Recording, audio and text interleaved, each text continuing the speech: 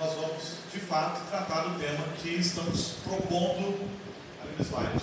Nós vamos tratar da postura da fé cristã diante das ideologias ensinadas nos nossos dias. Aí, eu quero dizer para vocês que nós vamos ter a seguinte metodologia. Eu vou falar para vocês tudo que eu preciso falar e nós vamos abrir para as perguntas no final, porque senão eu não consigo terminar o conteúdo. E eu fiz um esforço tremendo para enxugar essa palestra, porque é tanta coisa que eu desejo falar para vocês sobre isso.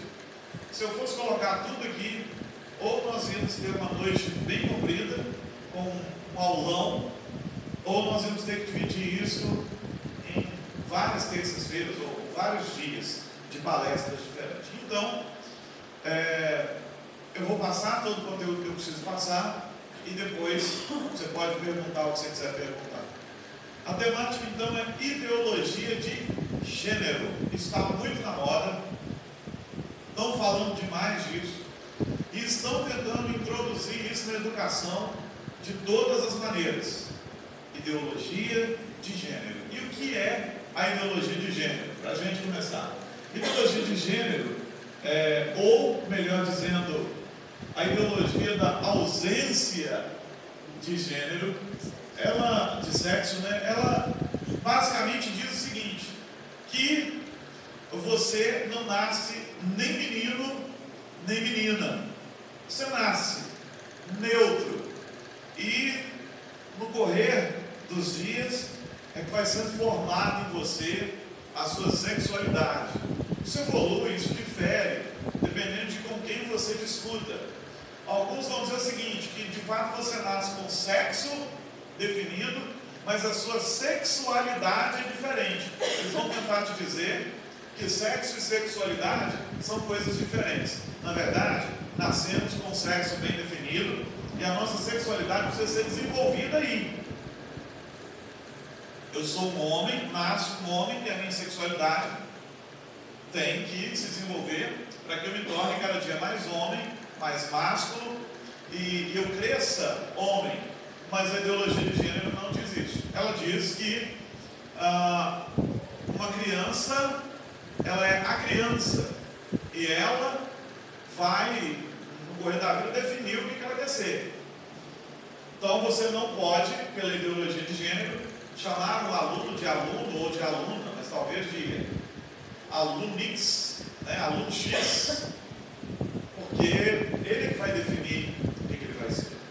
Então, pela ideologia maluca de gênero, uma menina, embora tenha nascido menina, do sexo feminino, ela pode desejar não ser isso. Ela precisa construir sua sexualidade e ela tem que ser respeitada nisso. Quando a gente fala que a ideologia de gênero ela quer ser implantada na escola, querem implantá-la na escola, daqui a pouco a gente vai ver quem quer implantar, não é à toa. E a proposta o seu aluno vai chegar na escola e você vai tratá-lo como neutro. Ou se ele definir o que ele quiser ser, você vai tratá-lo não conforme o seu sexo, mas conforme aquilo que ele quer ser. Então, se é um menininho, mas resolveu ser uma menininha, você tem que respeitar isso. Isso é o que a ideologia de gênero ensina. Na verdade, você não só vai respeitar, como você vai estimular e vai educar para isso. Esse pessoal defende a experimentação, né? Que as crianças elas se toquem, que os meninos toquem os meninos, que os meninos toquem as meninas, para eles definirem, conforme eles quiserem, a sexualidade deles. Isso é a ideologia de gênero. Absurdo, não é? Então, segundo esse pessoal que defende a ideologia de gênero, eu não posso educar o meu filho como homem. Eu preciso educá-lo deixando que ele defina o que ele quer ser. E quando ele definir o que ele quer ser, eu vou ter que respeitar isso e educá-lo do jeito que ele quiser ser. Isso é ideologia de gênero. A ideologia de gênero está muito na moda porque grupos trabalham para que ela seja implantada nas escolas. Trabalham tanto que eu comecei a estudar sobre esse assunto, basicamente, ideologia de gênero, com mais afinco a partir de 2013. Em 2013, eu fiz parte da comissão que elaborou o Plano Municipal de Educação, né, que é decenal. Então, nós começamos os trabalhos em 2013 e começamos a esbarrar com esse documento que veio do MEC, tratando de ideologia de gênero, né? E tem referências à ideologia de gênero, ao ensino de gênero, em várias partes do documento. Por que isso veio parar para nós?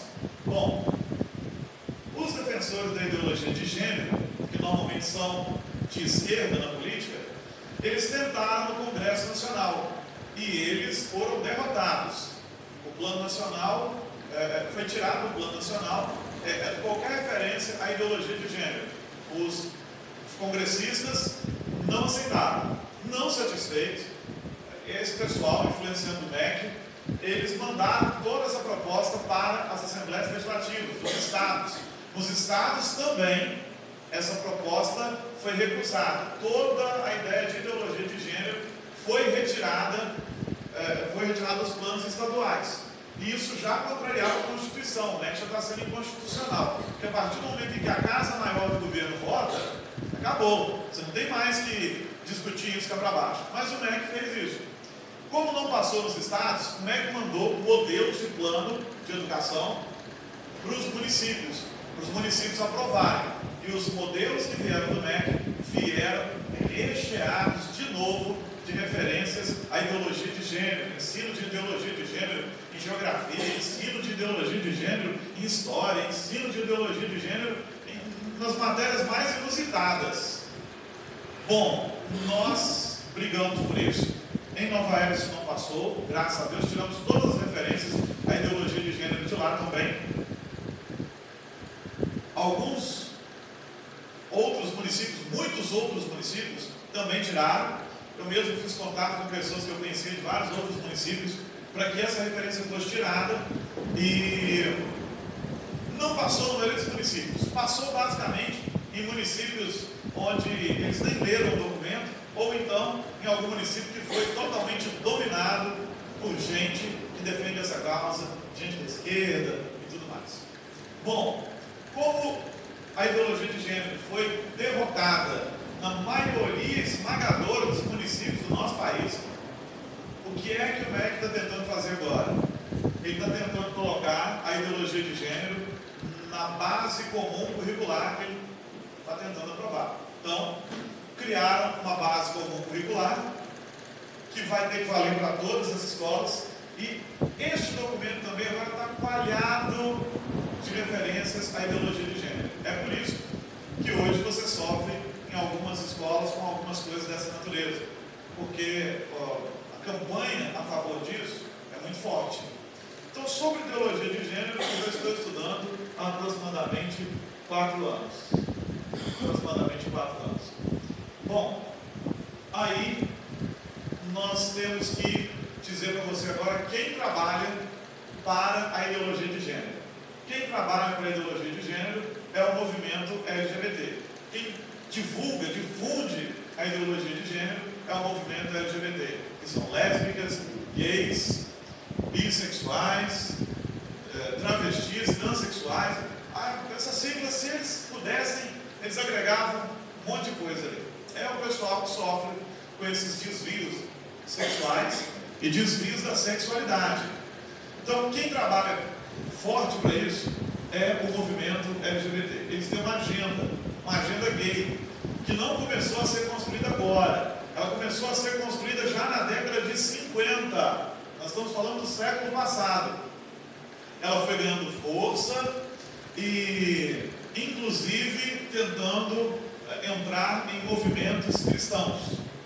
Na década de 70, você já tinha algumas igrejas, chamadas igrejas inclusivas, que eram igrejas compostas por homossexuais e por pessoas que optam por esse comportamento. Tá? Mas não é isso que eles querem.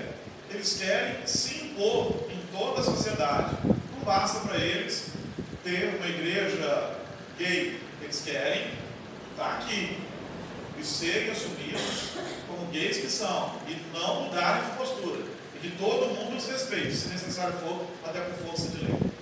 Em 1997, eu tive contato com um livro de um homem chamado Joey Dallas, eu até tenho o livro. Ele é um ex-homossexual, ele escreveu um livro chamado A Operação do Erro. Ele foi traduzido para o português em 1997 e lançado pela editora Cultura Cristã. Ele falava justamente dessa tal agenda gay.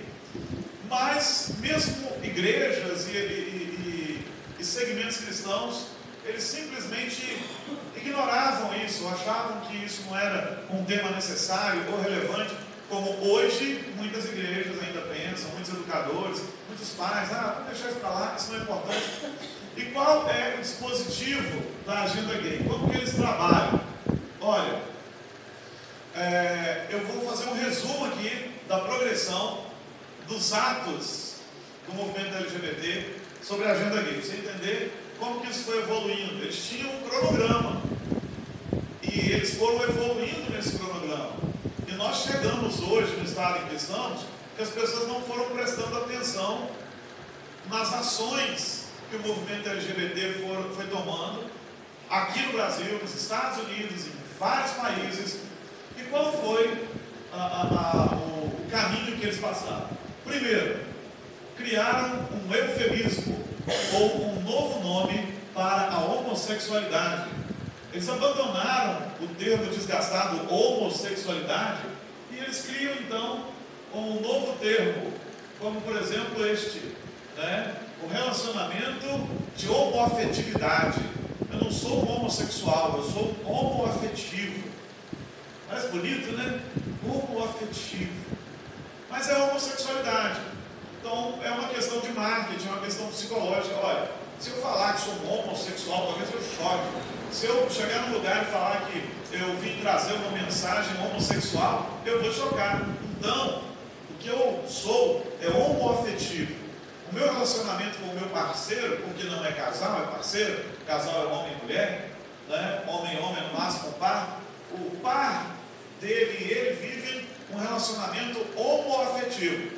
Você acha que isso não faz diferença, mas faz.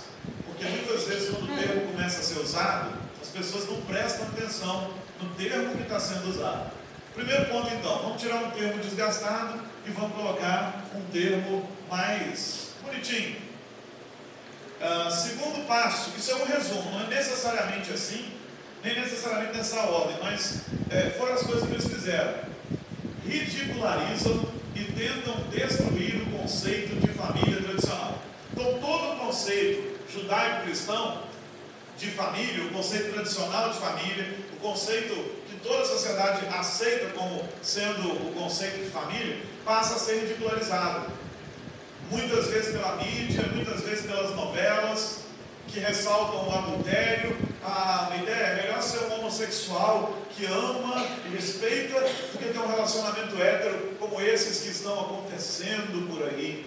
Então a família passa a ser ridicularizada, passa a ser diminuída enquanto família, e eles começam a ter campanhas para mostrar famílias alternativas em que todo mundo estaria feliz. E a ideia é: vamos mostrar todas as mazelas da família tradicional. Vamos criticar a família tradicional. Olha só, esse marido que não respeita a esposa, ou essa esposa reprimida, ou essa família quebrada, ou essa família em que o homem foi embora.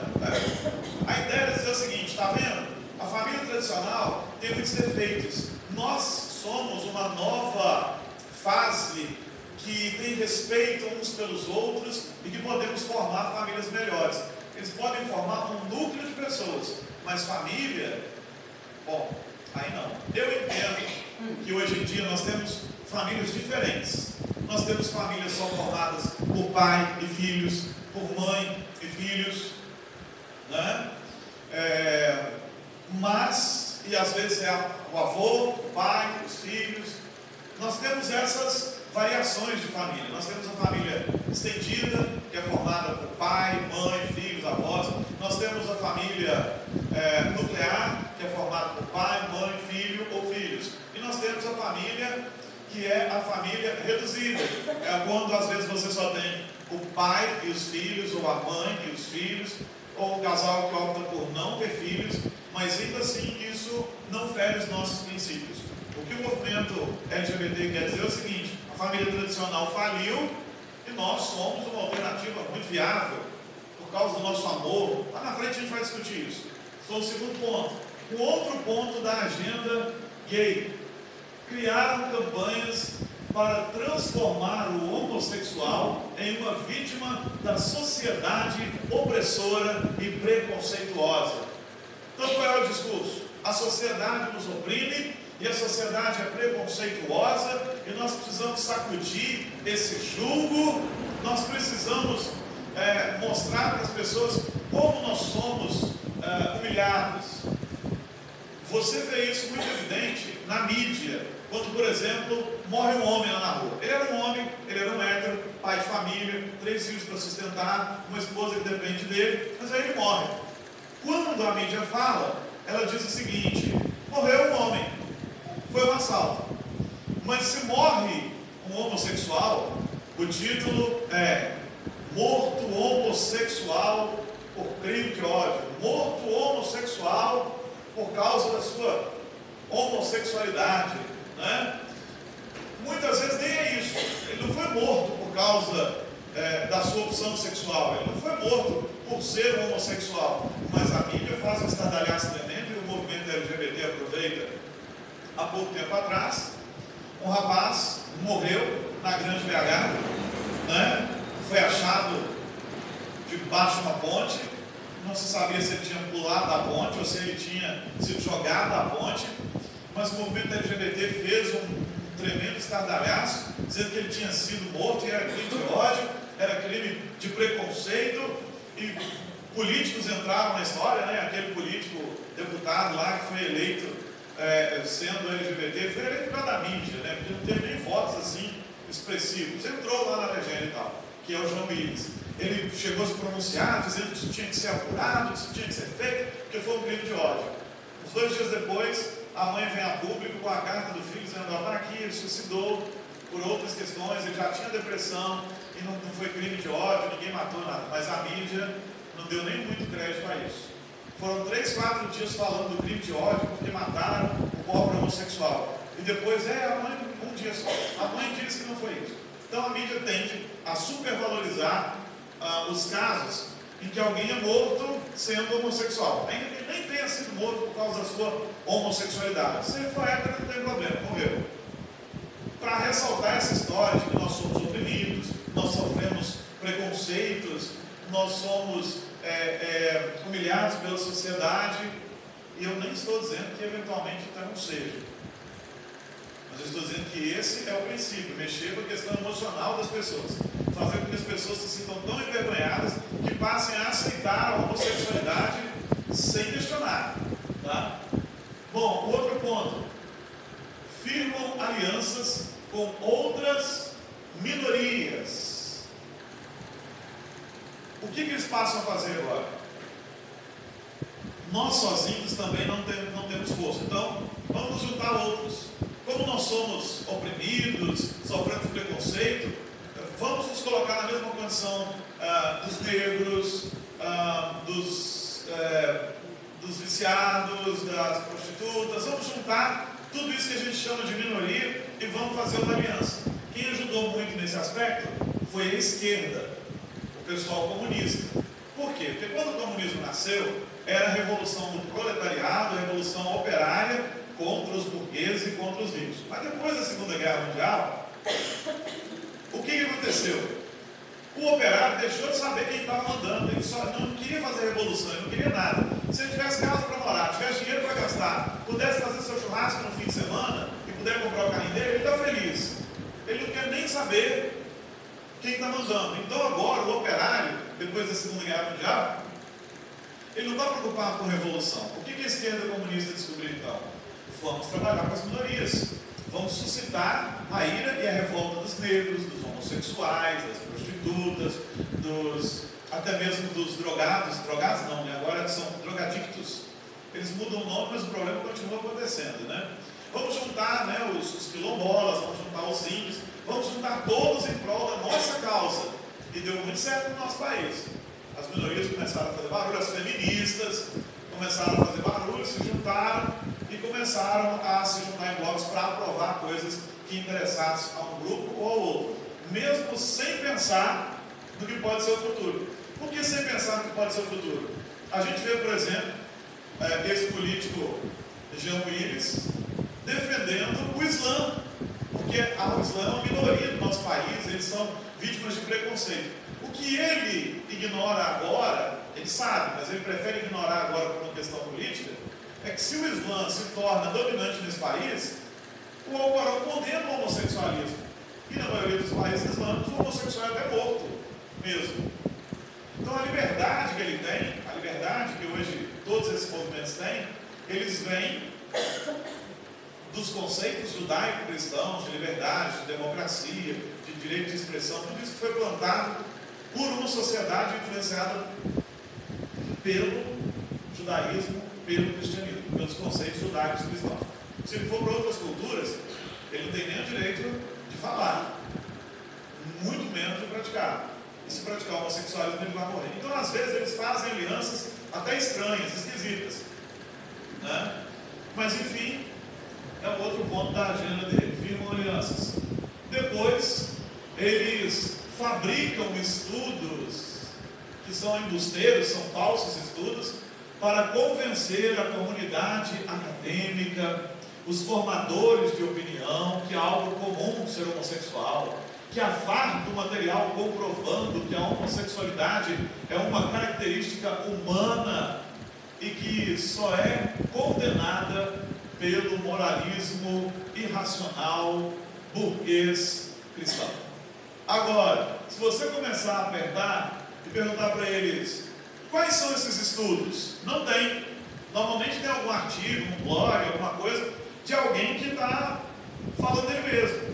É um homossexual que escreve um blog, ou um defensor disso, ou um esquerdista, mas não tem estudos aprofundados, você não tem estudos científicos, você não tem estudos sociológicos. Você tem um ou dois que escreveram e eles pegam aquilo como se fosse uma verdade absoluta e vão repetindo, e começam a dizer que intelectualizado é aquele que defende a causa deles, qualquer um que seja contrário a eles, ele é um burguês, um cristão, um ortodoxo, um xiita. São duas coisas que nem combinam, né? Mas assim, eles usam termos que dão rótulos às pessoas, mas eles vão fabricando estudos, eles vão fabricando pesquisas, vão fabricando estatísticas que não existem. Mas eles repetem tanto isso que as pessoas começam a acreditar que é assim. Não, está todo mundo falando, a mídia está falando, está todo mundo falando, então deve ser. Não é. Não é. Mas deu certo e está dando certo. A agenda deles tem dado certo. Depois, promover campanhas para que a homossexualidade deixe de ser tratada como doença, né? E, de fato, em 1990, a Organização Mundial de Saúde, OMS, retirou a homossexualidade da lista internacional de doenças. Desde 1886, ela era tratada como um caso de saúde pública, mas aqui passam a dizer o seguinte: não, homossexualidade não é uma doença, porque se for uma doença, ela precisa ser tratada e curada. Então a luta deles foi dizer o seguinte: homossexualidade não é uma doença, homossexualidade não é um distúrbio mental, por exemplo, homossexualidade não é um desvio de conduta ou de personalidade. E eles começaram a batalhar para que os órgãos aceitassem isso. E os órgãos começaram a aceitar, porque começaram a ser impregnados por feministas, por esquerdistas, por comunistas, aceitaram. Foram aceitando isso, e hoje é quase que unânime a ideia no mundo acadêmico de que o homossexualismo não é mesmo uma doença. Se não é doença, não precisa ser tratada. Se não precisa de cura. Não precisa de cura. E isso virou um estardalhaço muito grande recentemente, porque quando a gente fala que o psicólogo pode ajudar um homossexual a deixar de ser homossexual, A mídia diz que nós estamos falando de cura gay, isso é um absurdo, não existe cura gay, porque o gay não é um doente e tal. Por isso isso aqui é importante. Mas só que ninguém está dizendo que vai impor nada a ninguém, né? O que está sendo dito é o seguinte: o sujeito, se era homossexual e quer deixar de ser, ele tem o direito de ser ajudado para isso. Mas o Conselho de Psicologia aqui no nosso país proibia. É engraçado. Olha como que essa gente é contraditória. O Conselho de Psicologia, juntamente com o movimento LGBT, dizia o seguinte: que se eu, sendo hétero, quiser me tornar um gay, o psicólogo precisa me ajudar a me libertar. Eu preciso me libertar, sair do armário, tirar esse peso. Mas o caminho contrário eu não posso fazer. Aí é preconceito, é atraso, é incoerência. Se eu sou um homem que resolveu ser um homossexual, aí o conselho pode me ajudar, o psicólogo pode me ajudar, mas se eu sou um homossexual que quer mudar a minha orientação, a minha opção sexual, quero trabalhar a minha sexualidade para ser um homem, aí eles dizem, não pode, é um absurdo. Por que existe essa contradição? Por causa do interesse LGBT. Não é uma questão de estudo, não é uma questão de coerência, é uma questão de pressão de um grupo, só isso, tá? Bom, o outro ponto é, a imprensa aborda o assunto sem preconceito. Nós não temos preconceito, né? Entrevistando os defensores do assunto na academia, para abrir a discussão. A ideia no começo foi só essa: nós só estamos abrindo uma discussão importante, vamos tratar desse tema sem preconceito, vamos ouvir as pessoas, mas aos poucos eles começam a tratar com um preconceito. Preconceito é isso, um conceito pré-estabelecido. E qual é o conceito pré-estabelecido? Qual é o preconceito da mídia agora? Que tem que ser gay. Se você não concorda com o homossexualismo, você é um atrasado, você está fora de moda, você não é intelectual, você não é nada. Mas como que eles ganharam tanta força assim na mídia? Ganharam pelo seguinte: eles fizeram aliança com a esquerda fez aliança com eles. É importante estarem juntos. E a maioria do pessoal que está na imprensa, por exemplo, e na mídia, é de esquerda. Por quê? Porque quando os comunistas viram que não conseguiriam conquistar nem esse país, nem muitos outros, pela força, eles começaram a tentar pela intelectualidade, pelo ensino, pela educação. Por isso a educação está sendo tão influenciada hoje. O que aconteceu? Então eles foram para as escolas, para as universidades, e eles viram que mudar a cabeça de uma geração já crescida é difícil. Onde é que nós vamos pegar? Nós vamos pegar as criancinhas. Nós vamos influenciar nas escolas primárias. Nós vamos influenciar, antes ainda, lá na década de 70, 80, na universidade. Então a esquerda foi para as universidades, a esquerda foi para as escolas. Eu mesmo, na década de 80, ainda no ensino fundamental ali, né, de 5ª e 8ª série, tive professores que nos ensinavam a questionar todo o sistema. Para que ser patriota? Para que bandeira do Brasil? Para que uniforme? Para que isso? Para que aquilo? Eu já tinha professores de esquerda que estavam tentando trabalhar na nossa mente. Esse pessoal é aliado do pessoal homossexual. Mas e na imprensa, nos jornais? Lá também está cheio de gente da esquerda. Sabe por quê? Porque quando os donos de jornais mesmo, de imprensa, resolveram vender, eles viram que esse pessoal de esquerda sabia manipular muito bem as massas. E o empresário dos jornais quer vender jornal. Então ele contratou essas pessoas. Eles começaram a contratar os esquerdistas. Por quê? O esquerdista já tinha experiência com os seus tabloides, ele já tinha experiência com os seus jornais sensacionalistas, ele já tinha experiência com isso tudo. Então ele foi para a indústria da mídia, principalmente para os jornais, e eles começaram a alavancar as vendas desses jornais, com notícias sensacionalistas e tudo mais. E qual é o resultado disso hoje? O resultado disso hoje é que a imprensa é cheia de gente que defende o movimento LGBT, as minorias, a esquerda. Por quê? Porque foi doutrinado assim, foi ensinado a entrar nesses meios que na verdade nós nunca devíamos ter deixado de ocupar, né? Mas enfim, foi mais uma fase da agenda. A imprensa começa a fazer assim.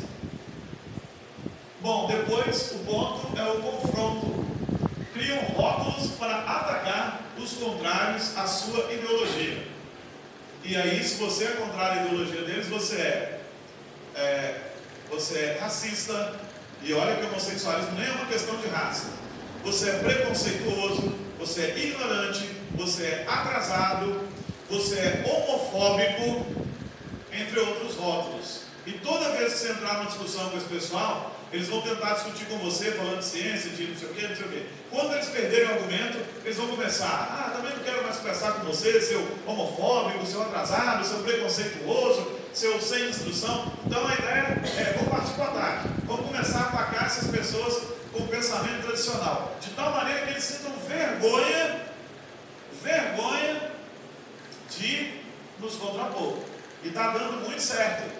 Tem muita gente boa ficando com vergonha, se encolhendo e deixando de falar aquilo que precisa ser falado e defender aquilo que ele crê, porque fica com vergonha de receber tais apelidos, tais rótulos pejorativos. Bom, filmes e novelas abordam o assunto sem moralismo e vitimizando os homossexuais. Eu nem preciso me deter muito nisso. É tanto filme, né, mostrando o homossexual como uma vítima. É tanta novela, que a menina faz barba, agora virou homem, agora está grávida, mas diz que está grávido. Não, está grávida, minha filha, é mulher, engravidou. E aí eles vão tratando disso. Os desenhos dos meus heróis estão virando sérios agora. E não tinha homossexual naqueles desenhos, nem naqueles quadrinhos. Agora, o seriado do Flash tem. O seriado do Arqueiro tem. Lesbianismo, que eu vi. O seriado, todos os meus heróis da infância estão sendo regravados, mas agora para fazer com que as nossas crianças sejam lésbicas, gays, bissexuais e tudo mais, e comecem a achar que isso tudo é muito normal. E o homossexual normalmente é uma vítima. Ele é vítima da sociedade, ele é vítima do preconceito, ele é vítima da intolerância, ele é vítima de tudo. E está dando certo, as pessoas estão caindo nisso. O movimento ganha as ruas e é considerado uma forma de resistência contra a discriminação. O mais comum é você ver a parada LGBT. É um movimento alegre, nós estamos lutando contra a discriminação, contra o preconceito, que também ofendem a religião dos outros, né? Ofendem o catolicismo, ridicularizando os crucifixos, ofendem a figura de Jesus, a pessoa de Jesus. E eu nem vou comentar porque são cenas deploráveis. E é outra contradição, porque eles querem respeito, mas eles não respeitam nem os outros, nem a crença dos outros, nem a ideologia dos outros, nem nada. É um negócio complicado. Bom, políticos passam a ver ganhos na defesa do grupo e propõem legislações que aprovem a homossexualidade como forma de incluir socialmente essa minoria oprimida. Que a partir do momento em que esses movimentos de rua começam a crescer e esse povo começa a fazer barulho, eles não são a maioria da sociedade, mas eles são barulhentos, eles sabem se promover, e políticos só pensam em voto, em se manter no poder. Aí eles começam a pensar que precisam votar leis, cuidar dessa causa, tudo mais. A agenda LGBT foi trabalhando assim e isso foi dando certo. Por isso que discute-se no Congresso aí leis contra a homofobia, leis até de adoção por pares homossexuais, casamento homossexual, na verdade é um contrato, né? Casamento é entre homem e mulher, isso no máximo vai ser um contrato de união. Mas enfim, as coisas vão indo, né? Livros didáticos produzidos por governos, segundo a orientação da ONU, tratam a homossexualidade positivamente e em histórias em quadrinhos, bonitinhas, simpáticas para as crianças. É aquilo que já foi barrado algumas vezes no Brasil, que nós chamamos de kit gay. Livros mandando os meninos se tocarem, livros falando dessa família moderna, quadrinhos bonitinhos. A Mônica jovem, até isso está sendo usado. A Mônica, que foi aí um referencial de quadrinhos para as crianças de várias gerações, embora lá já tenha muita coisa errada, né? Tem espiritismo, tem um negócio todo, né? Mas enfim, não é o nosso ponto. Agora, a Mônica tem uma revista em que a Mônica virou adolescente e tem casos de homossexualidade na revistinha. Mas o material didático então é pesado. E aí, políticos têm que ficar brigando, políticos mais conservadores, a sociedade tem que ficar de olho. Eu mesmo sou um que chegam os livros didáticos das minhas meninas, eu falei de capa a capa. Porque se tivesse orientação, nós vamos ter que ir lá na escola brigar. Porque está depondo contra a minha fé, está quebrando o princípio constitucional. Tá bom? Nós já estamos chegando ao fim desse resumo para tratar de outras coisas. Bom, leis criminalizarão os homofóbicos, como os que têm preconceitos contra os homossexuais e suas formas de amar. Então, nós não estamos muito longe disso. Eles tentam emplacar aí a lei da homofobia direto, o que é inconstitucional. Por quê? Porque pela Constituição, todos nós somos iguais. Não tem que haver um grupo privilegiado. Então, toda lei que privilegia um grupo, na verdade, ela é inconstitucional. Ou seja, a lei antirracismo. Embora eu tenha horror dessa questão de preconceito racial. Mas a lei em si, ela é inconstitucional. Por quê? Porque ninguém tem o direito de ofender ninguém por coisa alguma. Ninguém tem o direito de bater em ninguém. Ninguém tem o direito de matar ninguém. Então nós não precisávamos de lei de racismo, lei de homofobia, lei de não sei o quê. A única coisa que precisávamos era de lei que se cumpra. Eu não tenho que ser respeitado pela cor da minha pele simplesmente. Tem que ser respeitado porque eu sou um ser humano. Eu não tenho que ser respeitado, né, porque existe uma lei que me protege em detrimento dos outros cidadãos. Eu tenho que ser respeitado e ponto. Era fazer cumprir a Constituição. Mas eles criam essas leis porque essas leis, inclusive, segmentam a sociedade. Aí eles criam uma luta de classes. Agora são os negros, os índios, os gays, as prostitutas, todos brigando contra os cristãos, os burgueses. Na verdade, o que a esquerda faz é produzir divisão numa nação. E o homossexualismo pegou carona nisso. Tá? Então criam-se leis especiais como se esses cidadãos fossem cidadãos mais especiais do que nós. Agora, o problema é o seguinte: o movimento LGBT tem tido sucesso na sua agenda? Tem. Mas o que mais vem atrás disso? Essa é que é a grande questão. Quem mais quer usar a mesma metodologia da agenda gay? Sabe quem? Os pedófilos. Os pedófilos estão começando a entrar pelo mesmo caminho. Uma coisa eles já conseguiram, olha que loucura. Em 2013, a Associação Americana de Psiquiatria muda a classificação. Então aqui em 2013, daqui a pouco eles estão passando pelo mesmo caminho que os gays passaram. Ou seja, os argumentos serão os mesmos. Homossexualidade é uma questão cultural. E daqui a alguns anos, o pessoal que é envolvido com pedofilia, os pedófilos, vão usar o mesmo argumento. Qual argumento? Não, pedofilia é uma opção social, é uma opção cultural, é um desenvolvimento natural do amor. E aí eles vão mudar o nome. Eles não são pedófilos. Eles têm um amor intergeracional. Olha que nome bonito. Isso já circula na internet. A agenda gay abriu o caminho para que outros segmentos passem pela mesma linha de argumentação. E os pedófilos estão atrás disso. Hoje é crime. Mas já tem alguém dizendo, já tem organizações dizendo que não é um transtorno psíquico nem nada. O que eles estão dizendo é que é só uma preferência sexual. Só uma preferência sexual com crianças? O mesmo estarrecimento que isso aqui gera na gente hoje, a questão homossexual devia ter gerado antes. Há 50 anos atrás, talvez. O homossexualismo é só uma preferência sexual? Nós tínhamos que ter pensado nisso.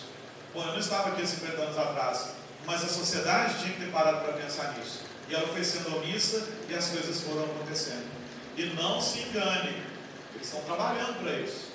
Nós vimos aí outro dia mesmo a exposição de um banco aí, né? Vou falar o nome, começa com San e termina com Tandé, em que você tinha, em nome da arte, todo tipo de distúrbio, de todo tipo de perversão sexual. Você tinha quadros que instigavam o homossexualismo, a pedofilia, o bestialismo, né? Ou zoofilia, que é sexo com animais.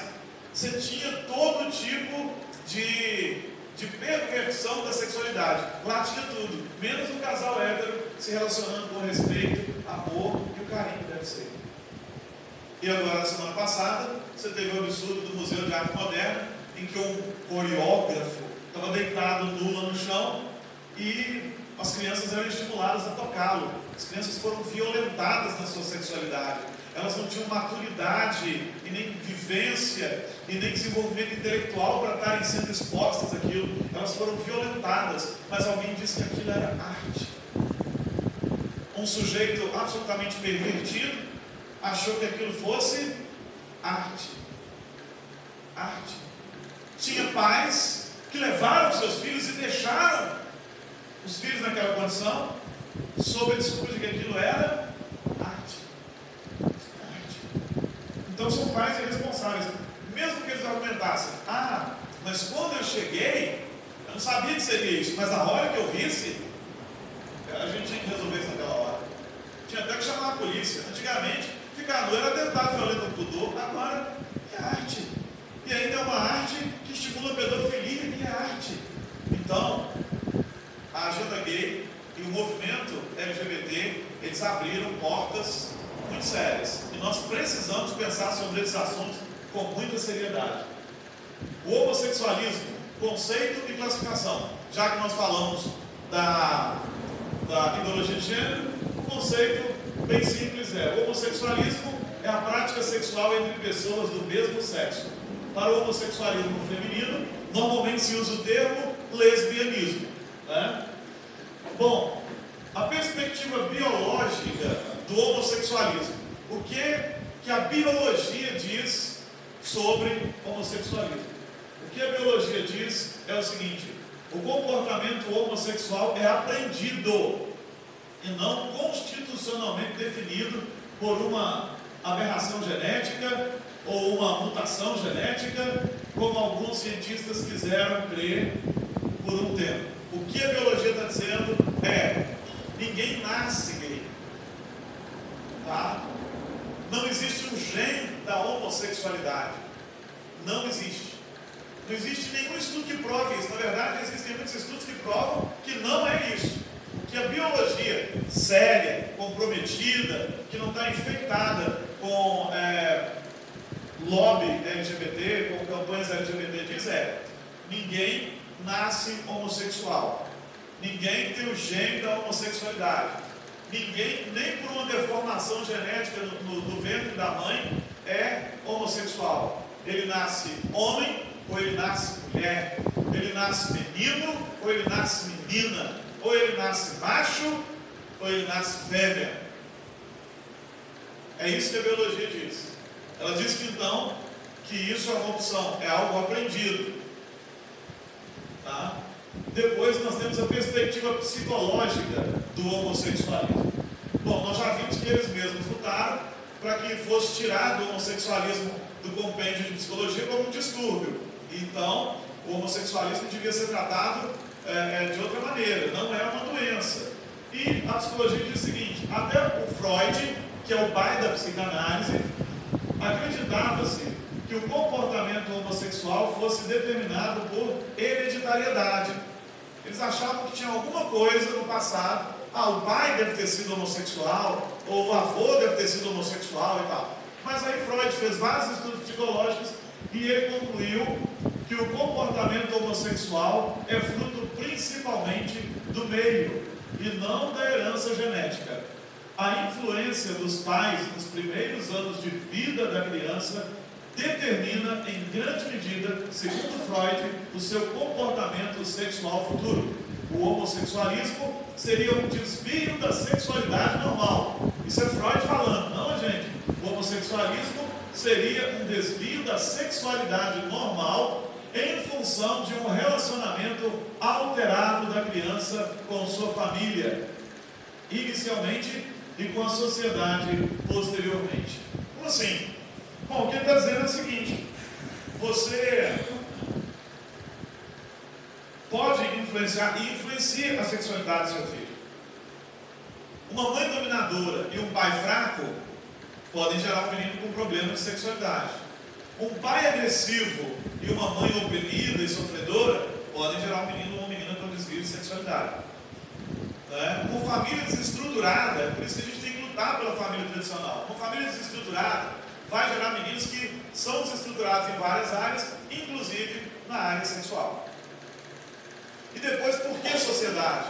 Porque o menino pode se tornar um homossexual porque foi abusado na infância, né? Porque o mais velho abusou dele, ou porque até um parente próximo, um primo, um tio que você nem desconfiava, abusou dele, ou porque ele era um pouco mais sensível, e então as pessoas começam a dizer que ele deve ser um gayzinho, e né, de repente alguém já homossexual começa a se aproveitar dessa situação. Não, você é mesmo, né? Você é mesmo, você tem que se libertar, você tem que se... Então é isso que Freud está dizendo, que começa na educação familiar.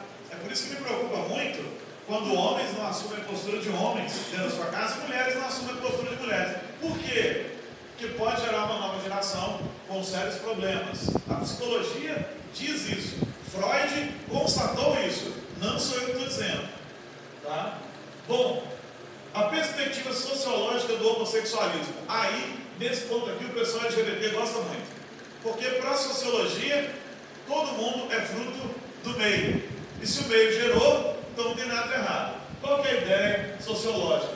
A sociologia parte do pressuposto de que o ser humano, diferentemente dos animais, tem o seu comportamento mais determinado pelo aprendizado do que pelas forças instintivas. Ok, nosso comportamento é definido mesmo pelo aprendizado. Nós não nos guiamos por instinto como um animal, né? Inclusive um argumento homossexual muito triste tem homossexualidade até no meio dos animais. Então isso prova que a homossexualidade é natural. Puxa vida, que tristeza. Se eu vou pegar a mim mesmo e me comparar a um animal que tem um comportamento homossexual lá, porque para ele só vive por instinto e é o prazer acima de todas as coisas, se eu vou colocar nesse patamar, eu sou muito miserável, né? Mas enfim, o que acontece? A distinção é bem feita. Nós aprendemos, né, que o nosso intelecto vai ser desenvolvido, não é instinto. O problema vem agora. Assim, o que eles pensam? Assim, o comportamento sexual seria resultado das forças da socialização que operam no indivíduo em seus primeiros anos de vida. O homossexualismo e o heterossexualismo seriam igualmente válidos do ponto de vista da visão social. Por que o sociólogo pensa assim, ou alguns deles pensam assim, não todos? Porque ele está dizendo o seguinte: já que foi a sociedade que gerou esse comportamento, então ele é normal. Mas é engraçado, porque quando você pensa dessa maneira em termos de ladrões, por exemplo, aí não. Quando você conversa com ele sobre o assassino, ele vai dizer, olha, a sociedade gerou o assassino, mas nós precisamos reparar essa pessoa, nós precisamos consertar o assassino. Olha, a sociedade gerou o viciado, mas nós precisamos, né, consertar o viciado. Mas aí quando chega na homossexualidade, olha, o comportamento homossexual ele é normal, porque foi a sociedade que gerou esse homossexual. E aí eles não dizem que nós precisamos consertá-lo. Aí está a incoerência da sociologia, entre muitas outras incoerências dos sociólogos, né? Mas enfim, de muitos sociólogos. Não vamos generalizar não, ainda tem gente boa por aí. Mas enfim, bom, já que a própria sexualidade, a própria sociedade fornece os mecanismos que levam ao seu desenvolvimento, ele é normal.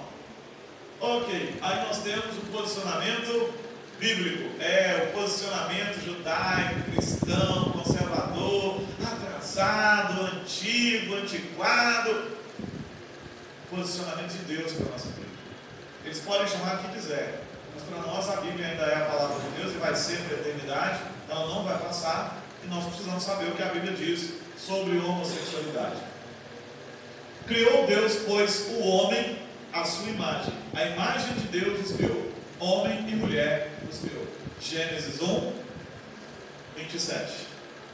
Então, Deus não criou homem e homem. Deus não criou macho e macho. Deus não criou fêmea e fêmea. Deus não criou Adão e Ivo.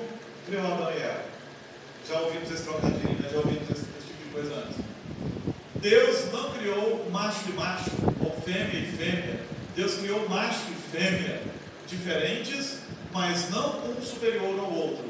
Macho e fêmea se completam. aptos para tornarem-se uma só carne. Somos inteiros, somos diferentes, mas igualmente especiais para Deus. E quando um homem se une a uma mulher, ele se torna com ela uma só carne. O mesmo não acontece com um homem com um homem. A Bíblia chama isso de outra coisa que nós já vamos ver. Então, o relacionamento normal, o relacionamento sexual normal é que um homem se una à sua mulher. A opção sexual normal, natural, é a opção heterossexual. É a heterossexualidade. Após a entrada do pecado no mundo e a corrupção, a dinâmica do relacionamento sexual perverteu-se. Muitos são os desvios sexuais conhecidos: bestialismo ou zoofilia, que é o sexo com animais, necrofilia, Deus me livre, né? Que é com mortos, prostituição, pedofilia, adultério, mas nós só vamos tratar da homossexualidade. Nenhum desses outros citados é mais aceitável do que o outro. São todos pecados.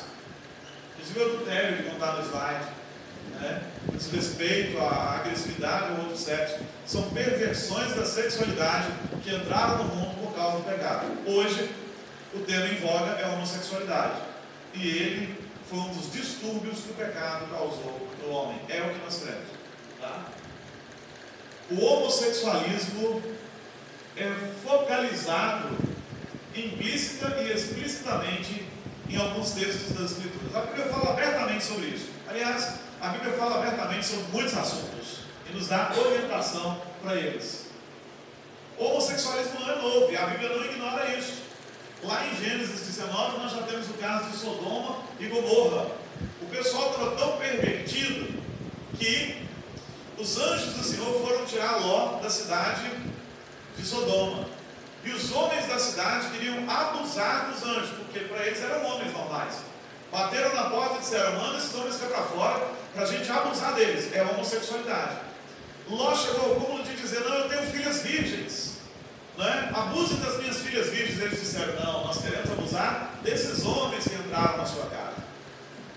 Isso é homossexualidade. Tanto que um dos nomes para este pecado da homossexualidade é sodomia, que vem de Sodoma. Era um dos pecados que fez com que Deus derramasse a sua ira sobre Sodoma. Então não é novo, e nós já temos o posicionamento de Deus. Ele destruiu Sodoma e Gomorra.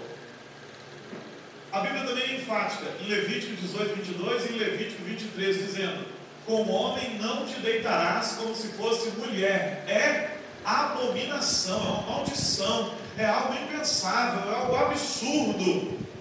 Não pode ser assim, né? O afastamento de Deus, a idolatria, conduzem o homem à perversão e também à perversão sexual, levando até a homossexualidade. Romanos 1:24-28 diz assim: por isso Deus entregou tais homens à imundícia pelas concupiscências de seu próprio coração, para desonrarem o seu corpo entre si. O homossexualismo então é uma desonra, pois eles mudaram a verdade de Deus em mentira, adorando e servindo a criatura em lugar do Criador, o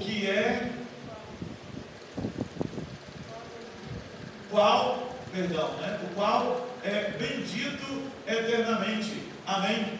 Por causa disso, os entregou Deus a paixões infames, não a paixão normal, mas a paixões infames, porque até as mulheres mudaram o modo natural de suas relações íntimas. Isso é homossexualismo, é lesbianismo.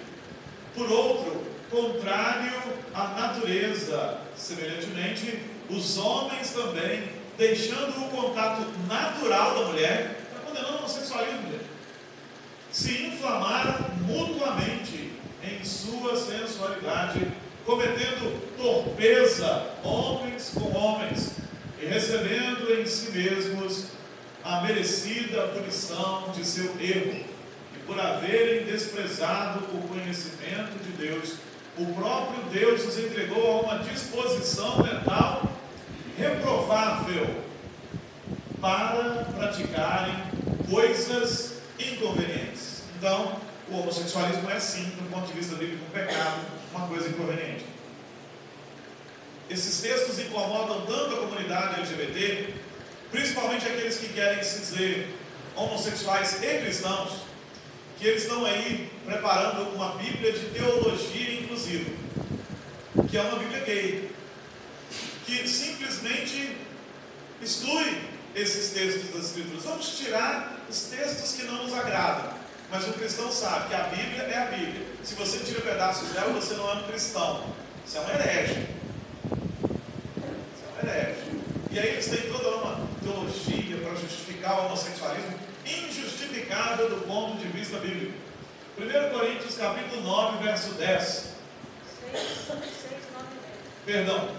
1 Coríntios capítulo 6, versos 9 e 10. Exortação à santidade. Ou não sabeis que os injustos não herdarão o reino de Deus? Não vos enganeis, nem impuros, nem idólatras, nem adúlteros. Está todo mundo do mesmo balaio, tá? Porque o homossexual costuma dizer, fulano diz que é melhor do que eu sou um pecador, e ele não é. Somos todos pecadores. A graça de Cristo é que nos transforma, e pode transformar o homossexual. Mas enfim, não entrarão no reino dos céus os adúlteros, nem os efeminados. Ele não chegou nem a ser um homossexual pleno, mas ele já está afeminando, ele já está com fetiche, ele já está com trejeitos esquisitos, nem afeminados, nem sodomitas, e aí nós já sabemos o que são sodomitas, são aqueles que praticam os atos de Sodoma, é homossexualismo, nós vimos em Gênesis 19, nem ladrões, nem avarentos, nem bêbados, nem maldizentes, nem roubadores herdarão o reino de Deus. Puxa, então está todo mundo perdido? Claro que não, eles não herdarão se eles forem isso, mas se a graça de Cristo os alcançar e eles deixarem de ser, eles herdarão. Eu tenho um monte de pecados que a graça de Cristo tirou de mim, e alguns outros que ela ainda está tirando. É por isso que eu vou herdar o reino dos céus. Não porque eu estou justificando o meu erro, mas porque estou deixando que Cristo me lave desse erro. E esse é um argumento para o homossexual. Vocês se acham melhores?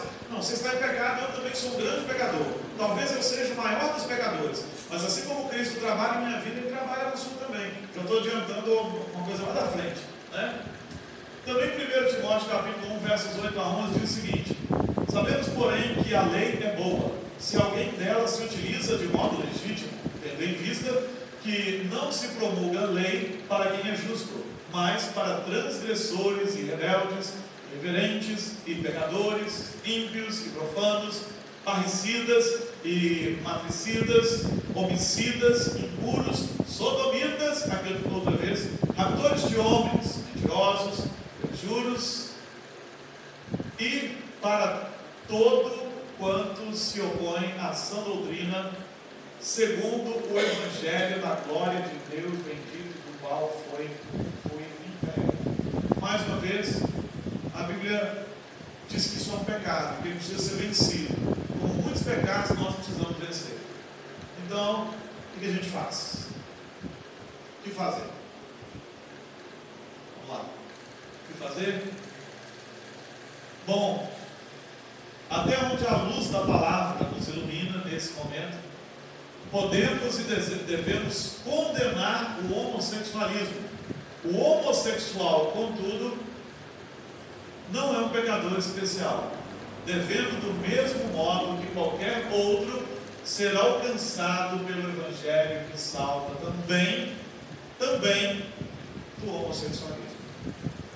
Ou seja, que eles vão argumentar com você: você está me julgando que eu sou homossexual, você está dizendo que eu sou um pecador, e você? E aí você não vai tentar se justificar dizendo assim, não, você vai dizer, eu sou um grande pecador, que Cristo regenerou. Está disponível para você. Essa que é a grande questão, né? O argumento do moralismo, ele cai por terra quando eu admito, sim, eu sou um grande pecador, eu fiz no passado coisas das quais eu me arrependo. Se a graça de Cristo não tivesse me alcançado, certamente eu teria feito coisas ainda piores, mas a graça me alcançou, e esta mesma graça está disponível para você. Eles não são pecadores tão especiais que não precisem mudar de atitude, mas também não são pecadores tão miseráveis que sejam condenados ao inferno sem a possibilidade de arrependimento. Eles são pecadores como nós, e o pecado do homossexualismo pode ser vencido pelo poder do Evangelho. Eu citei para você o Dallas, que escreveu a Operação do Erro, ele era um homossexual que foi convertido ao cristianismo, teve uma recaída quando ouviu falar de homossexuais cristãos, foi para essa igreja de homossexuais cristãos, mas olhando honestamente para a Escritura, ele viu que eram coisas inconciliáveis. Ele pediu perdão pelos seus pecados e se tornou um homem de fato, transformado pela graça de Cristo.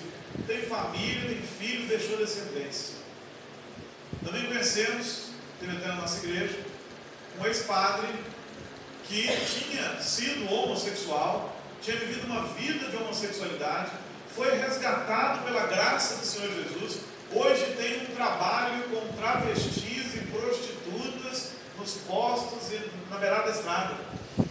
Ele tem um ministério com essa gente.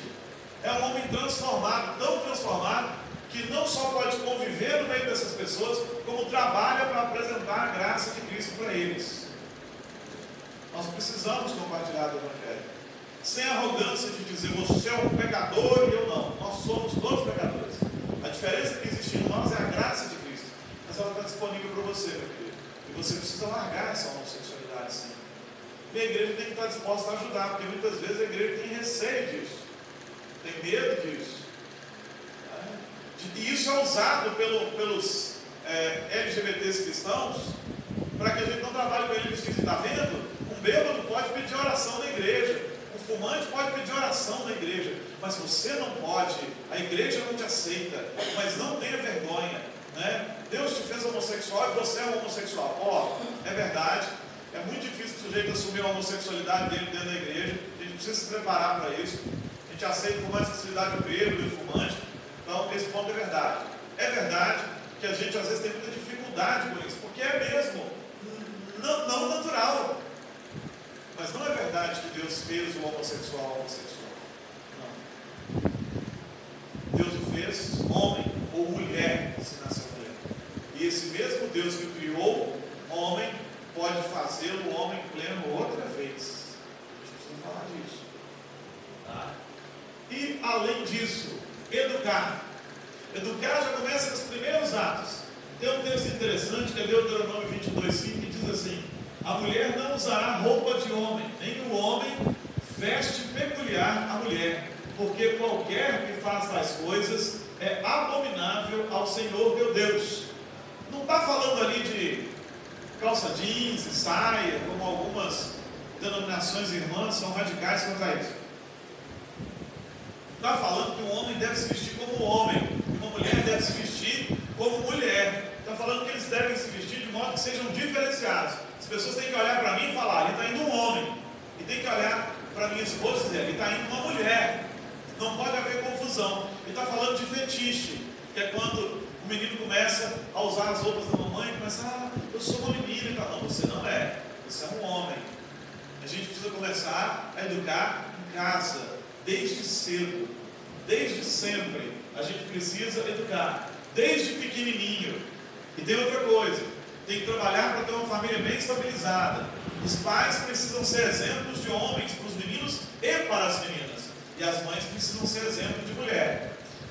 Mãe dominadora e pai fraco podem gerar perversões, como eu já falei anteriormente, né? E outras questões que a gente precisa prestar atenção. É um amiguinho mais velho que tenta dominar seu filho? É um parente mais velho que pode tentar abusar dele? Tem muitas coisas assim. Tem muitas coisas que você pode ter vivido na infância e que você tem que evitar que seu filho viva. Uma pessoa mais velha, aproveitadora, que vai tentar aliciá-la. Eu tive um professor que muitas vezes tentou aliciar vários alunos para a homossexualidade, porque ele era homossexual na minha cidade. E ele fez isso mesmo. Mas os pais precisam prestar atenção. A gente precisa lutar pela família tradicional. Precisa lutar pelos filhos. E quanto aos homossexuais, pregar para eles o Evangelho. Mesmo esses textos que eles não gostam. Porque o argumento homossexual só existem 2 mandamentos: amar a Deus sobre todas as coisas e amar ao próximo. O resto é enfeite, o resto é acessório. Não é. A Bíblia toda é palavra de Deus. E a gente não pode deixar que as pessoas só frisem aquilo que elas gostam nas Escrituras. Ele tem que ouvir, olha, Deus diz que um homem, quando se relaciona com um homem, isso é uma abominação, isso é algo abominável, isso é algo que precisa ser corrigido na sua vida. E ele precisa ser corrigido no seu conceito de amor, porque o que está sendo pregado hoje é que o amor, ele tem que aceitar todas as coisas incondicionalmente. É isso que está sendo ensinado. Se você ama o seu filho, você tem que aceitar tudo que ele faz. Então, se ele quer ser um homossexual, você precisa amá-lo e aceitar. Isso não é amor. Sabe o que é isso? Isso é omissão, isso é covardia, isso é pecado. Porque o próprio Deus diz que o Senhor disciplina a todos quantos Ele ama. E por que Ele disciplina? Porque alguma coisa tem que ser corrigida. Agora, engraçado, quando se fala de homossexualidade, eles dizem assim, olha, você tem que aceitar tudo, né?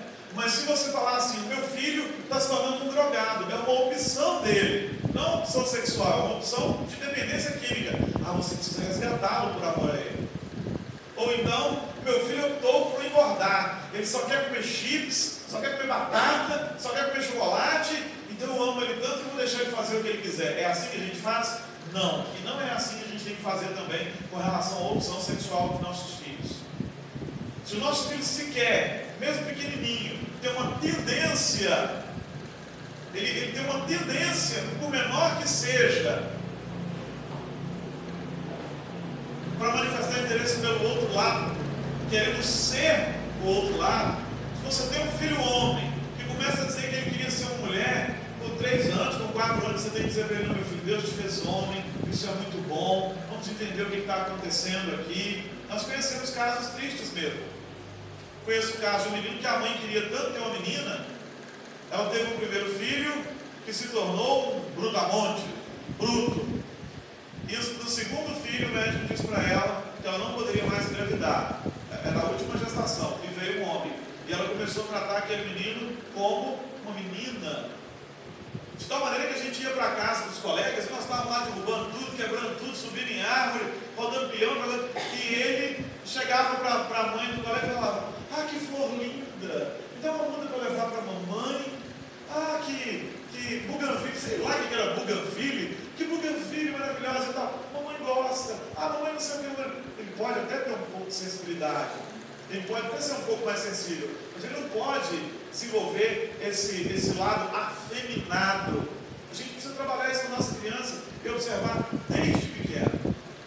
É um processo educacional, precisamos educar.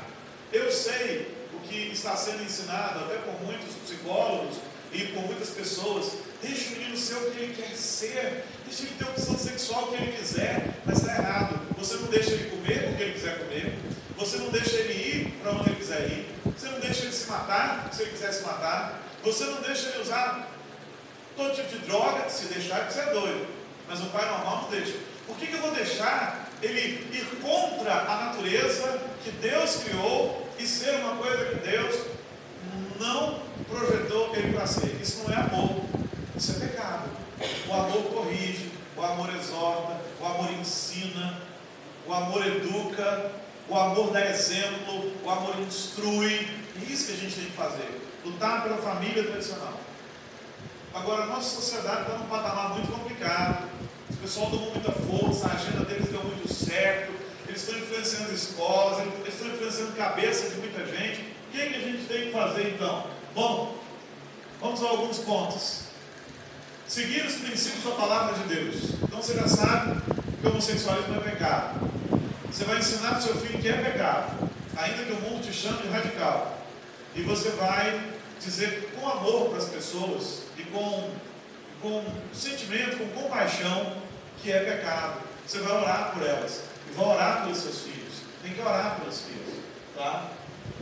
Você vai ensinar o que é certo. Sim, seu filho é um homem, ensine-o a ser homem. Né? Ensinar a ser homem não é ensinar a ser um brutamonte, né? Eu fui criado pelos meus avós. Dizem que me criado pelo avô, costuma ficar meio, né? Por avó, meio, né? Mas a avó dizia assim, que meu avô morreu depois, né? A avó dizia assim, vara vasilha, você tem que aprender a lavar vasilha. e eventualmente arruma casa, você tem que aprender a fazer, porque um dia você vai morar sozinho. Mas ela sempre fez questão de deixar bem claro, mas homem faz serviço de homem, você faz aqui para me ajudar e faz para aprender, porque um dia você vai morar fora e tudo mais. Não é um problema, mas você tem que ser homem. Um homem tem que ser homem, tem que ser ensinado a ser homem, porque uma menina de igual modo, né? Ah, mas a menina gosta de esporte, gosta de não sei o quê, então ela deve ser uma menina que tem uma opção masculina. Não, eu tenho uma menina mais nova que gosta de esporte, quis skate, ganhou skate, né? Quis patins, tem patins, quis patinete, teve patinete, quis bola, teve bola. Mas ela é uma menina, e ela é ensinada a ser uma menina, e ela usa roupas de menina, e ela gosta de vestido. Glória a Deus, ela gosta de vestido, mas ela gosta de esporte. Então não confundamos as coisas, mas ensinemos nossos filhos e não deixemos esse mundo colocar estereótipos. Ah, se o menino é um pouco mais sensível, delicado, ele é um gay. Não, ele não é, em nome de Jesus. Ensine o seu filho que ele não é. Ele é um homem e não deixe ninguém semeando outra coisa na cabeça dele.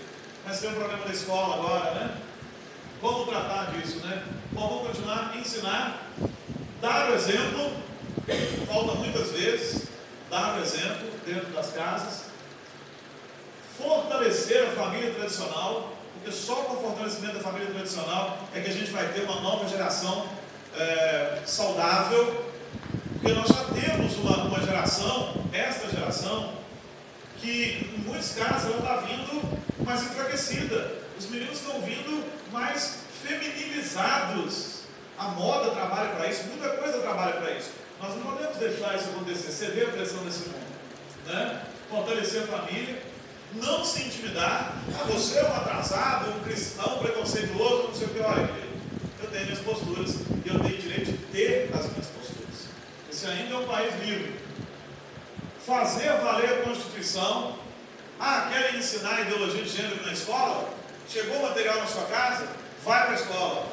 Meus filhos não vão estudar isso. Isso fere a minha fé, isso fere as minhas crenças, isso fere a moralidade, os princípios morais que eu tenho, e a Constituição me resguarda disso. Vamos tirar isso daqui, senão nós vamos tomar um processo, vamos dar um processo em vocês. A Constituição ainda não foi mudada. E se um dia for, importa mais obedecer a Deus do que aos homens. Então nós precisamos aprender a dar o grito. Há pouco tempo chegou uma notícia de que tinha chegado uma orientação para a escola da minha menina, que o menino tinha que ser respeitado, a menina, na sua identidade social. Ou seja, se o rapaz se sentisse moça, ele tinha o direito de usar o banheiro feminino. Falei para a diretora, se eu souber que um rapazinho entrou no banheiro que a minha menina usa, a coisa não vai ficar boa aqui nessa escola. Não vai, não. O senhor é um pastor? Eu falei, exatamente, porque eu sou pastor, eu estou dando o exemplo. E vou dar o exemplo para a minha igreja, para que todo mundo venha aqui e faça o mesmo. Nós não temos que aceitar essas coisas porque o grupo barulhento está impondo. Nós ainda somos resguardados pela carta magna da nossa nação, que é a nossa Constituição. E nós podemos decorrer, brigar, botar pressão, principalmente nos políticos. Se tem uma coisa que esse povo tem medo, é de perder voto. Muitos deles não têm muita moral, não têm muito nada, mas medo de perder voto eles têm. Isso é um tema mais para frente, né? Fazer valer a Constituição, pressionar os políticos, exatamente, formar aliança e manifestar a sua opinião. Formar aliança como assim? Bom, aqui a gente está com uma plateia, né, presbiteriana, na sua grande maioria. Mas neste ponto de resguardar a família, nós, evangélicos, os católicos e até os espíritas concordam. Então, neste ponto, quando a gente precisa brigar sobre isso, a gente precisa reunir essas pessoas que pensam como nós e nos juntarmos para lutar por isso. Nós podemos divertir em outras coisas, mas nisso nós concordamos. Então, precisamos nos juntar para dizer, nós não queremos isso. Porque se nós juntarmos todos os cristãos de todas as confissões desse país e ainda juntarmos os espíritas, nós somos uma maioria esmagadora dessa nação. Os políticos vão começar a ouvir, a mídia vai começar a ficar preocupada, porque o que importa para a TV é a audiência. Se esse povo começar a se juntar e fazer barulho, eles vão começar a repensar os seus conceitos. Por enquanto não repensam, porque a maioria barulhenta é LGBT que está fazendo barulho aí. Mas se esse povo, nós, Os cristãos de várias confissões, mais espíritas, mais até ateus que têm princípios de moralidade, se juntam para lutar em favor da família tradicional e contra uma agenda tão complicada. Ah, meu filho, você pode ter certeza que as coisas mudam. Porque o político gosta de voto. E televisão precisa vender, senão ela quebra. E mídia precisa vender, senão ela quebra. Então, às vezes, a gente precisa aprender a fazer alianças em prol de causas comuns. Não quer dizer que você vai concordar com tudo, que agora todo mundo é igual. Só quer dizer que a gente concorda num ponto e vai lutar junto por aquele ponto. Falsas pesquisas, falsos estudos. Então, nós precisamos aprender a manifestar a nossa opinião e dizer, ainda que com respeito e carinho, eu não concordo com isso. Eu não quero isso para minha família. Eu não quero isso para os meus filhos. Nenhum psicólogo vai conduzir o meu filho à homossexualidade, porque o meu filho tem 3, 4, 5 anos e ele não sabe o que ele quer. E quem vai ensinar para ele o que ele quer sou eu. É uma responsabilidade da família. O Estado, muitas vezes, está tentando assumir responsabilidades que são nossas. Nós não podemos deixar o Estado tomar as responsabilidades e os direitos que são nossos. Sabe por quê? Porque antes que houvesse Estado, antes que houvesse o país, o Estado, o governo, já existia família. A família é anterior ao Estado. E se existe Estado, é porque a família existe. Porque o dia que a família acabar, não vai acabar, não, mas o dia que ela acabar, o Estado acaba. O caos está instaurado. Então, queridos, basicamente é tudo isso que eu queria falar para vocês. Eu estou preocupado de ter sido cansativo e prolixo. Eu sei que eu estou falando há um bom tempo, mas ainda assim eu quero abrir para perguntas. Se você tiver perguntas, pode fazer agora. Se tem alguma coisa que eu não te falei, você pode manifestar agora. Tem? Foi tanta informação, tanta coisa que você ficou meio estarrecido assim. Pode, alguém começou, pode falar. Mas todos nós, quando a gente sabe que a família está apoiando a criança em mudar de ideia, nós somos cristãos, como que devemos trabalhar? Como podemos estar tentando ajudar essa criança? Nós precisamos ajudar a criança e precisamos ajudar a família também. Precisamos sentar com a família e falar, escuta, né?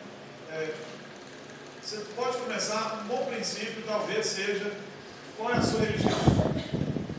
Porque se ele for católico, ou se ele for espírita, ou se ele for mesmo um evangélico, que seja de uma igreja que não instrui, então, né, você começa pela religião. Sua religião não concorda com isso. Aquilo que você crê, a sua fé, a fé que você professa não concorda com isso. Depois, se esse não for o caso, se ele não tem religião alguma, a gente precisa conversar com ele sobre as questões de moralidade. Olha, eu sei que você está vendo aí na mídia, eu sei que as pessoas estão falando que é bonito, tem até textos emocionados, né, textos que apelam para o emocional da gente, mas não é o projeto de Deus para a vida do seu filho. Não é bom para o seu filho. Psicologicamente não será bom para o seu filho. E quando ele estiver mais velho, não vai ser bom para ele. Isso vai gerar um problema seríssimo para a vida do seu filho. Mesmo na história, até as nações ou os impérios que tinham um comportamento depravado sexualmente, como os gregos, eles exaltavam a família tradicional, hétero, o relacionamento hétero, porque só assim poderia continuar a haver continuidade das pessoas. Então a gente tem que trabalhar a ideia de que, né, primeiro da religião e depois o fato de que não é natural. Não é natural, porque biologicamente é estranho, porque não há possibilidade de reprodução, porque anatomicamente é estranho, não se encaixa, né? O que encaixa perfeitamente é homem e mulher, né? Ou outra perspectiva, o corpo do sujeito pode até se acostumar e tudo, mas é uma violência ao corpo. Então tem toda essa questão. Eu sei que a TV, a gente tem tratado das coisas, eu sei que você está vendo na TV, as pessoas dizerem que é normal, as pessoas dizerem que nós temos que aceitar, mas não é normal. É aconselhamento mesmo. Sentar, conversar, levar essa família à reflexão, porque na maioria das vezes a questão familiar não é que eles concordem, na maioria dos casos não é que eles concordem, é que eles estão com medo de ser taxados de antiquados, de antigos, porque eles querem ser modernos, é isso que a mídia está plantando no coração deles. Então é conversa mesmo, isso ali é aconselhamento, uma abordagem com muito carinho, sobre a família e, sobretudo, sobre a criança. A criança não tem idade para escolher isso. Uma criança de 4, 5, 7, 10 anos, né, 12 anos, ela não pode escolher isso, ela não tem maturidade para escolher isso e ela não tem sequer a noção das consequências disso no futuro. Essa noção de que toda forma de amor vale a pena, ela não é verdadeira. Porque há formas de relacionamento que não são amor, são simplesmente a busca do prazer desenfreado, sem levar em consideração o outro. É um negócio egoísta, é egoísmo. Eu quero ter prazer. E não importa como que eu vou conquistar esse prazer. Isso não é amor, isso é egoísmo. Responde a sua pergunta, Stella? Então é aconselhamento mesmo. Né? Se necessário for, se alguém achar que não está pronto para isso, se a gente tem um caso assim, eu até me disponho a ajudar nesse aspecto, né? A família concordando, ele pode sentar, bater um papo, porque nós precisamos ajudar as pessoas a pensar sobre isso. A mídia está ajudando as pessoas a ficarem bitoladas. Então é isso que é certo. Se está na novela, se está no filme, se está no jornal, deve ser isso que é certo, né?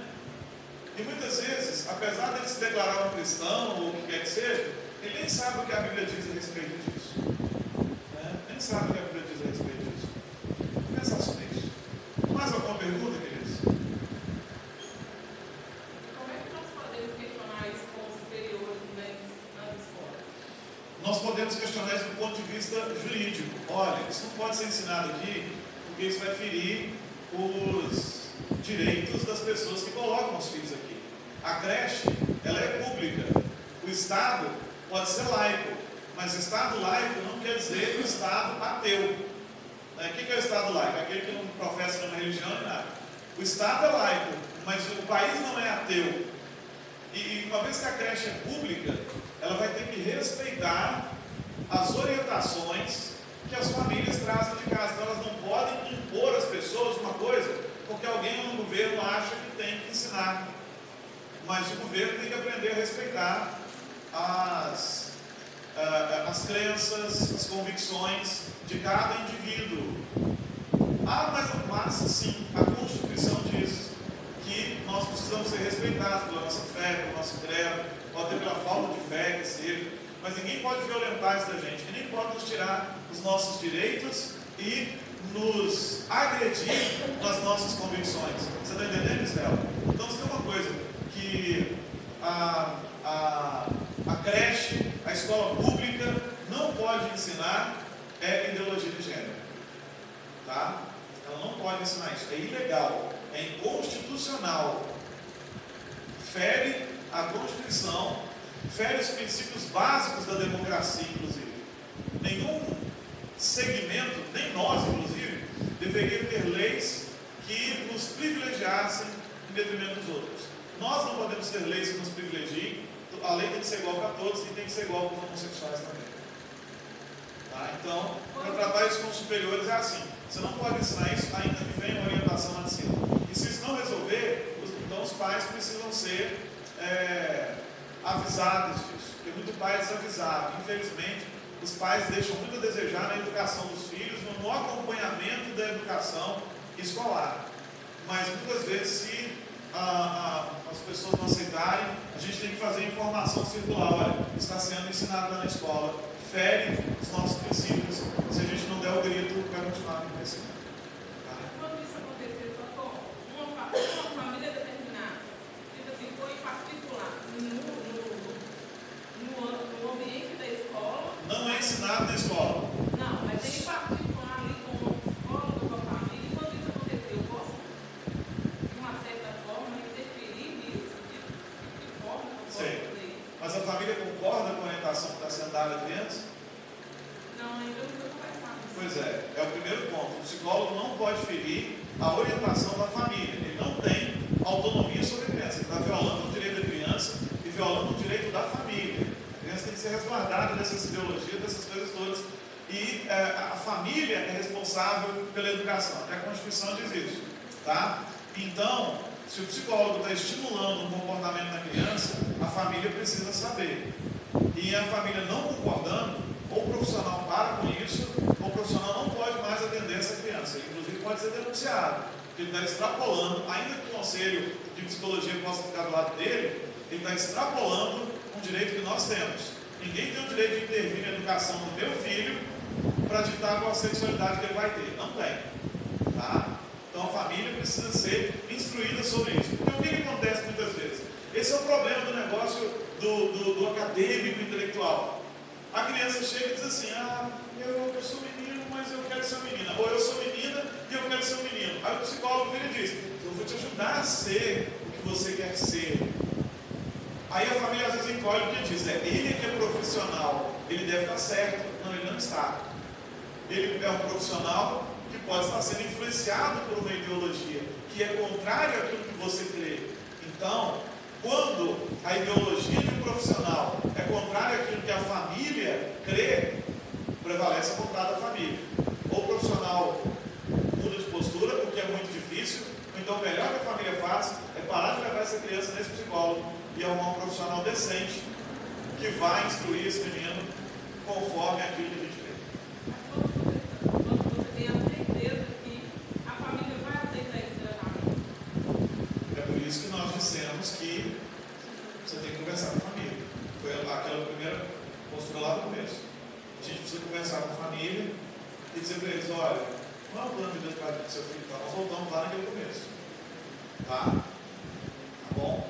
Agora, intervenção do Estado vai ser muito difícil. É por isso que a gente tem que firmar aliança. Por quê? Porque hoje o Estado está dominado por um grupo que, na verdade, se pudesse, iria tirar nossos filhos, porque nós ensinamos os nossos filhos a serem heterossexuais. Esse é o grande problema com o Estado brasileiro hoje. Tá? Então nós precisamos trabalhar com essas famílias, instruí-las e aconselhá-las mesmo. Tá? Esse é o caminho. Mais alguma coisa? Se não, eu espero que tenha sido uma noite muito edificante. Eu sei que eu falei muito, e isso é só para introduzir o assunto. Ele é muito mais complexo. A gente poderia trabalhar argumentos que eles usam para convencer as pessoas e tudo mais, mas isso vai ficar para outro momento, quem sabe. Hoje, eu acho que foi o suficiente. Que Deus nos abençoe. Que isso comece a abrir o nosso entendimento para esse assunto tão importante e tão urgente. E lembre-se, apesar de eles não concordarem, eu posso amar a pessoa do homossexual e não aceitar e repudiar o ato de homossexualismo, que são duas coisas diferentes. Eles vão te dizer o seguinte: não, eu sou aquilo que eu faço. Não, nós não somos aquilo que nós fazemos. Nós somos aquilo que Deus nos fez.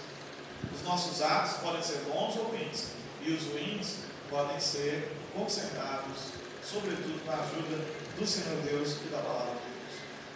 Que o Senhor nos abençoe então mesmo muito. Espero que tenha sido uma palestra muito edificante, que ela tenha começado a levantar